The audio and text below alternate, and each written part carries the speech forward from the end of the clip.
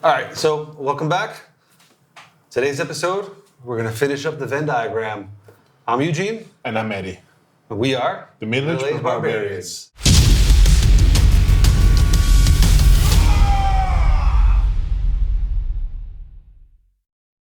All right. Well, as you can see, we've kind of done half of the things, half of the classes, and it seems a little sparse in this area. Hopefully, But it's looking pretty. it is looking pretty, but it's looking like it's missing a little bit of the more pure areas, support and tank wise. Maybe they don't actually exist, but there's only one way to find out.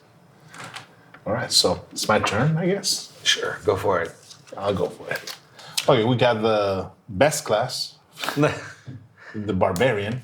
The Barbarian class. Have you played a Barbarian in 5e? Yes. Did you enjoy it as much as before? No. They changed the Barbarian. Quite a bit, but it's got more. The builds are very different. They're very interesting. Like all the option, like the subclass options? The subclass options, yeah, I think they're less straightforward than before. So that's interesting, at least for the purposes of this diagram. Well, I mean, if you think of an old school Barbarian, I mean, what comes to mind is like just heavy damage, pure rage. Let's knock everything out in sight And die afterwards. And then the cleric will revive you. Yeah, of course. That's what he's there for. Yeah, basically, that's their role. Yeah, you just toss the barbarian to the battlefield and hope for the best. Spins around like Taz and then just passes out. Yeah, like Taz. But the newer Barbarian, I think, is more... It's more like a sponge. I think they're more focused on maybe absorbing damage or reducing the damage taken so they can take more damage, which is, I guess, a roundabout way. They don't get the 10 hit points anymore, but I think they get damage reduction.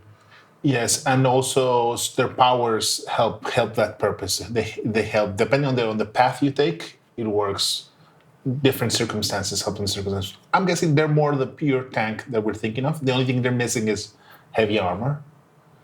But I'm guessing it's not a must. So I would firmly put them in the tank category because they're more of the proper tank that I could think. Yeah, sounds good. Yeah, so we'll put them there. It's not looking as naked and empty.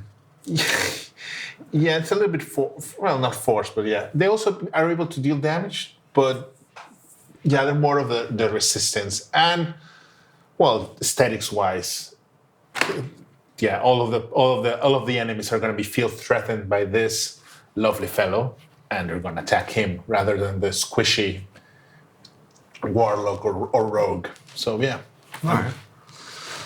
I'm almost afraid to stick my hand in because there's not too many options left, and there's some that I don't like, even less than warlocks. This is a small paper. Yeah. It feels like it's going to be one of your favorites. I don't know. We'll have to see. Oh no! Look, it's a bard. Oh, that's lovely. I think bards are fun. Yeah. I enjoy them, and not for the sexual harassment, but you know they're fun. They're If you wish, I can do that for you. Yes. Yes, I have an issue with the tape. Yeah. Guess which one of us is a low sturdy build. That hurts. That hurts my feelings, man. So you think bard? I mean, the first thing that comes to my mind is I'm gonna sing a song and make my teammates feel better. I'm gonna find a way to avoid combat by using my silver tongue. And, of course. You know, you gotta seduce the dragon. Yeah. And if all of that fails, you just take your dagger or your crossbow and do a teeny bitty bit of damage. So yeah, that would place them firmly on the support role. That's what they're here for. They're to help everybody out and look cool doing it.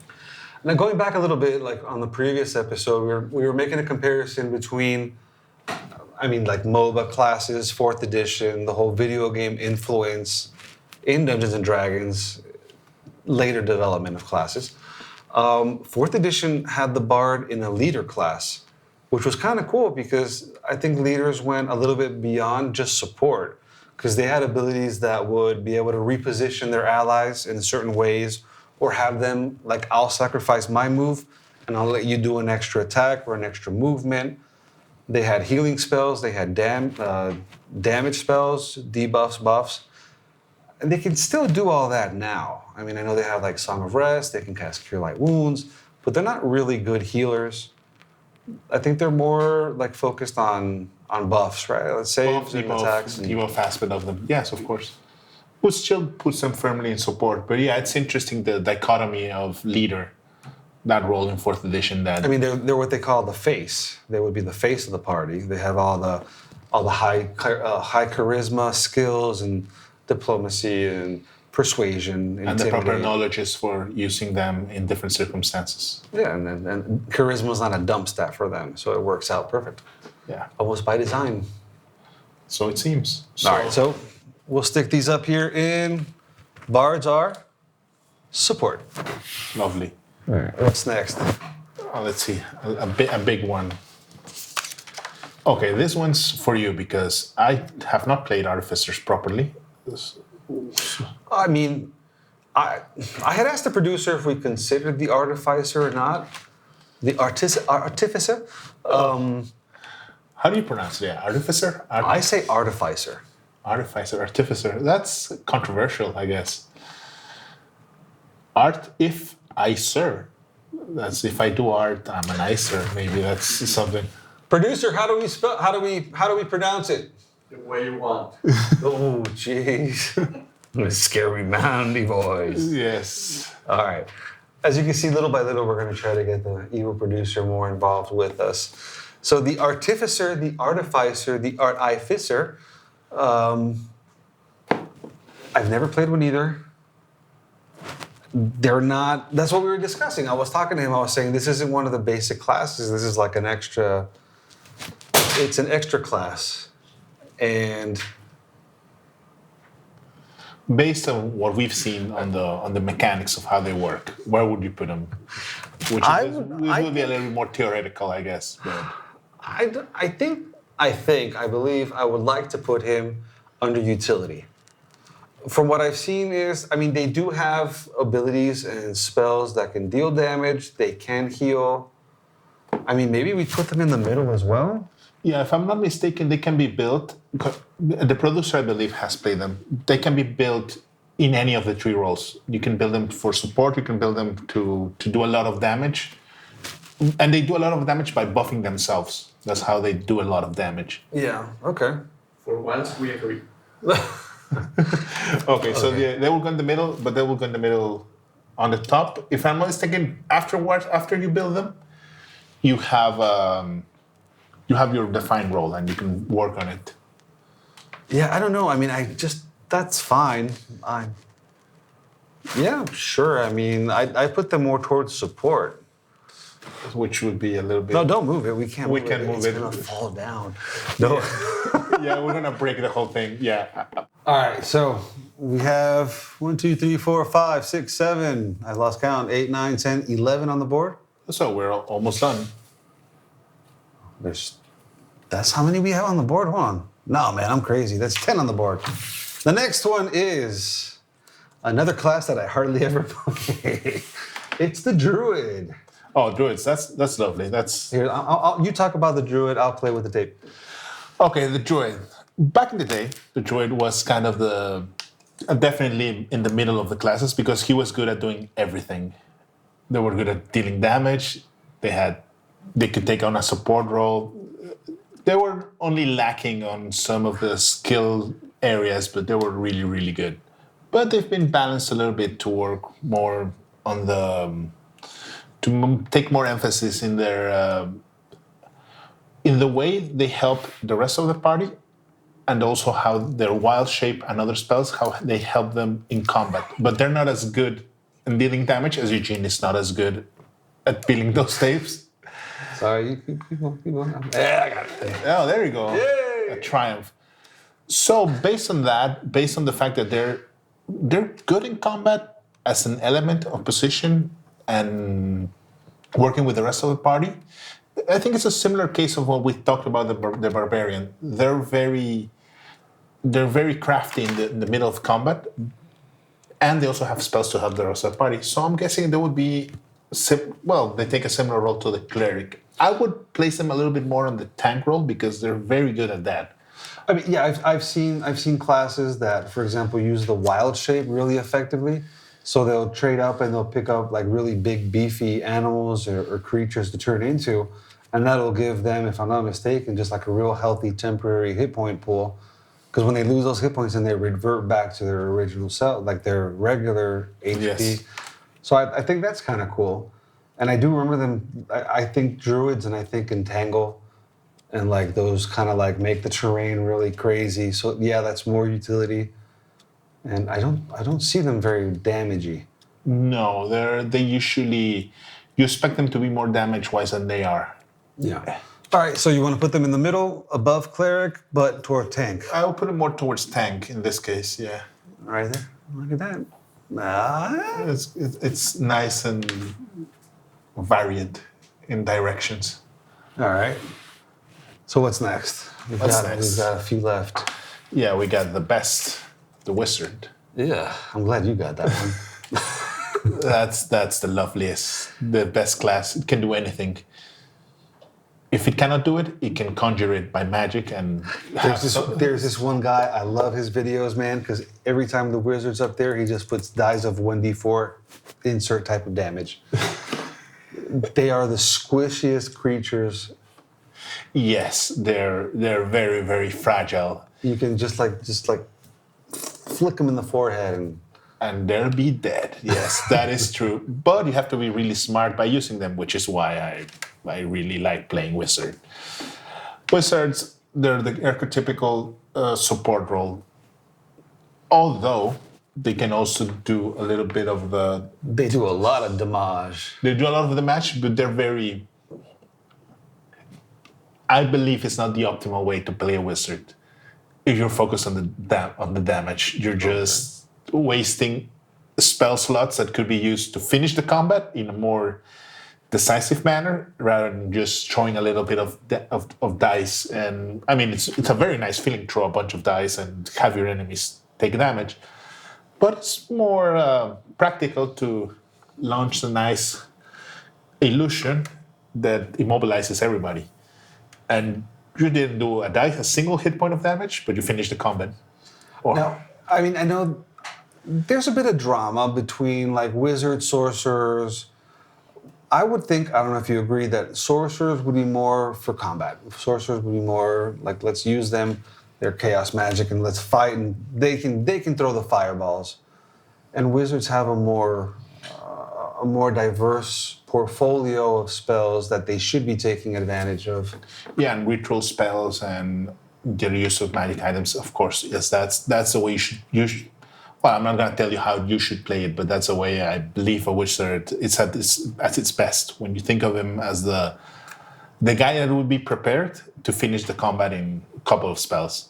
I mean, he will be the one that does the research and is aware that the enemy they're going to face the next day has a weakness to specific type of energy, and he has the perfect spell for that.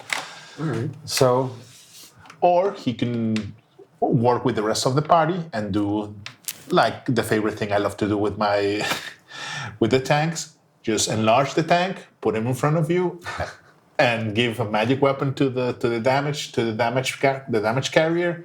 And yeah, let them finish the fight. You don't have to be flashy, you have to be effective. All right, so you would put him over on support? Definitely. A little bit. And rubbing up on damage. On the damage, yeah. But kind of like opposite of the warlock? Yeah, but more firmly on support. On support, okay. Yes. Not as supportive as a bard, which is very, very supportive. It's more how you play it. And it's very flexible because it depends on the spells you choose. So, and to finish off, that's the last one. All right, now this I do like. This I do like. This is one of my favorite classes. The Paladin. The Paladin? The Paladin? The Paladin. Paladin. The Paladin is, I mean, he's the greatest character you can play. He's the hero. Annoyingly sometimes, but he's the hero. Although I will be quite honest, 5th edition, I think, did the Paladin dirty. and they took away what I would have considered to be the most rewarding part of being a paladin, and they kind of watered it down. I don't know, like the whole, you have to be this righteous beacon of goodness and always help everybody, and if you stray off this path, you're going to lose your powers, or you might even become, I think they used to call them blackguards in 3rd edition or something. And I think they kind of made it just, I don't know, with all the options for the oaths, there's cool stuff. I'm not going to deny that. But I think they took away a little bit of the challenge and the reward. Paladins can be very overpowered. In any of the vectors, if I'm not mistaken. You can tank. You can be the dude in the full plate with the big shield, and you even have fighting styles, and you can use, I think there's a divine shield or magic shield or something that can up your AC as well. You could be running around impervious to damage. You can cast a bunch of spells. You can heal. You can cure sicknesses. You can be that perfect support for your team. Although you're not going to waste your magical ability healing everybody. You can just touch them and lay your hands on them. And that's something only a paladin can do, is touch you and make you feel better. Yeah. And you can do a lot of damage. I mean, there are martial characters. They can specialize maybe in great weapons, pick up a couple feats. You still have Smite on 5th, if I'm not mistaken. Yeah, and Smite is one hell of an option to use in 5th edition, because you can even burn those boring spells and just add another Smite, man. Every time you hit, you just burn a spell slot and you add damage and you add damage. And they added a bunch of spells that are Smite related. So not only do you do damage, and you do this extra damage from the Smite, and you even become more radiant as you advance, and you do extra damage without having to Smite because of Smite. A little confusing. They have spells like Blinding Smite, where you can hit an enemy and you can give him blindness for a round. You can do, I forget what it's called, it's like a Flaming Smite, or a bunch of different abilities that add extra stuff to the attack. I think my paladin, my man, goes in the middle. That sounds like the perfect middle character. He is, I think, one of the most balanced characters that could probably take the back of that Scotch tape off without any issue. I don't know. Unlike me. Yes. There you go. Give me. And do you think they're hard to play? Not anymore. No, but mechanics-wise, they're not that complicated as well, right? I mean, maybe a little bit, because you got a lot more stuff to track. You have all the abilities, you have the spells, but not really. It's not that much more complicated. Well, yeah, I'm guessing that's something. We're gonna so middle-aged, but that's something a little bit. That sounds a little bit more thinking of the other editions, but I don't see. Paladins used to be really hard because they would have a bunch of like prerequisites. I forget. Prerequisites, yeah. Prerequisites. Thank you. Like you had to have certain stats at certain levels, and if you wanted a multi-class, it was more of a pain in the butt. They do have a lot of demand. You need at least a decent amount of charisma, constitution, wisdom if you're going to be more focused on certain abilities, strength. Dexterity, intelligence can be kind of your base, your dump stats, but there is a high demand, so you would have to roll really well. Or spend your points accordingly, depending on how your DM builds. Yeah, but my question was more on the side of, but I'm guessing it's been a little bit flattened because I've seen that classes are more or less similarly balanced, because back in the day, wizards were very complicated to use because you had to learn a lot of spells, and the martial classes were very simple. But nowadays, they're but they're not as simple as in 4th, which basically all the classes were basically the same. No, that's a lie. That's a blatant lie. And maybe someday we'll prove it. So what do you think? Does it look pretty? Yeah, I didn't think we'd do it, but yeah, we had every spot was taken. Pretty much, yeah. Yeah, every middle spot was taken. Every perfect spot was taken. I didn't think we'd have a perfect tank, but yeah, the Barbarian does make sense at the end of the day as a tank. Well, as anything controversial, that does lend itself for comments, complaints. What do you guys think? How do you think this diagram worked out? Do you agree? Do you disagree? Would you put something in a different place? I mean, we have mentioned the caveat that subclasses can change everything from one side to another. But how would you do it? What would you do? I don't know. Yeah. Maybe let us know. And I think that's been the challenge done. Are we good, producer? Oh, good. Was that what you expected? No? Oh shit. All right, but I think that's what we got, man. I think that's the episode for today. Yeah, we'll see you soon. Now, next episode, we're gonna try our luck at building a little bit of one of each and see how it works out. What do you want?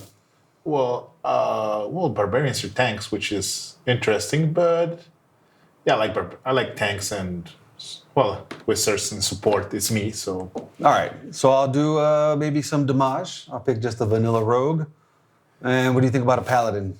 Yeah, for sure. And that would actually be a nice little party that could work together, and we'll talk about it next episode. All right, so we will see you next episode. Remember, as always, please leave a like, subscribe, comments, questions, complaints down below. And until next episode, raid responsibly. Yes. We'll see you then. See you. Roll the dice! Bring it!